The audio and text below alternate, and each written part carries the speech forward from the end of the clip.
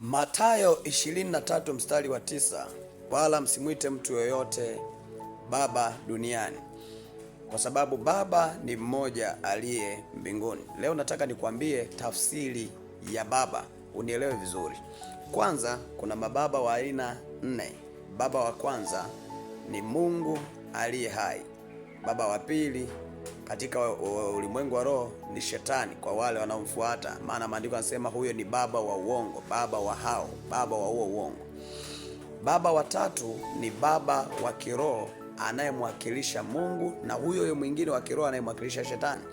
Baba wa nne ni baba wa kimwili aliyekuzaa. Sasa maandiko yanasema wala usimwite mtu baba duniani, maana baba mnaye mmoja, naye ni yule aliye mbinguni. Hili swali watu wengi wanashindwa kulijua na kulielewa, au hili somo wanashindwa kulijua na kulielewa. Leo nimekuja kukupa maana. Sikiliza nikwambie. Maandiko yanaposema usimwite baba, jiulize, baba kwa namna ipi? Baba kwa njia ipi? Kwa sababu kuna baba wa imani, kuna baba wa kiroho, kuna baba wa mwili.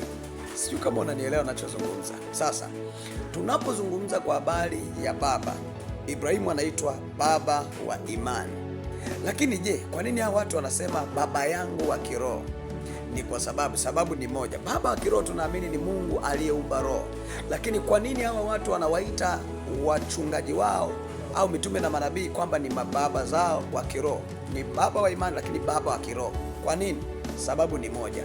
Baba wa kiroho ni mwanzo wa maisha mapya ya huyo mtu aliyekuwa ana mambo ya dunia, kwamba ya kale yamepita, tazama yamekuwa mapya. So mwanzo wa huyu mtu aliyemwelewa Mungu, ambaye ndiye baba wa kiroho, huyu mwanzo wake manake ni baba yake huyu, ambaye amemjulisha yule Mungu ambaye ni baba wa kiroho.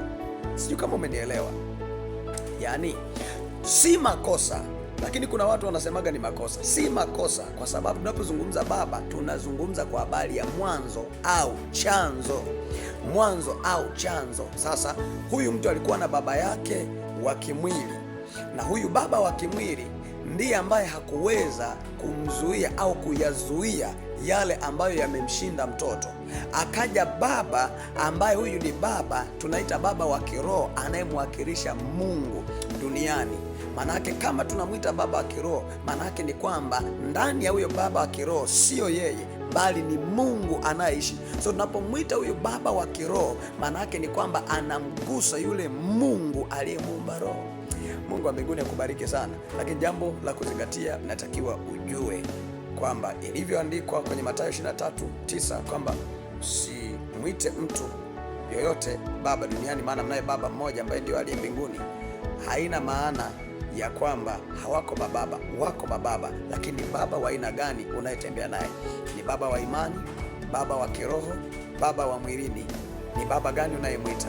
Ukimwita baba wa kiroho, tafsiri yake yule ambaye unamwona mbele yako ni unamwona Mungu aliye ndani ya huyo.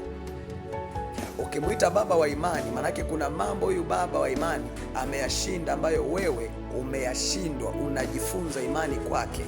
Ukimwita baba wa kimwili ni yule ambaye amekuzana kuleta duniani.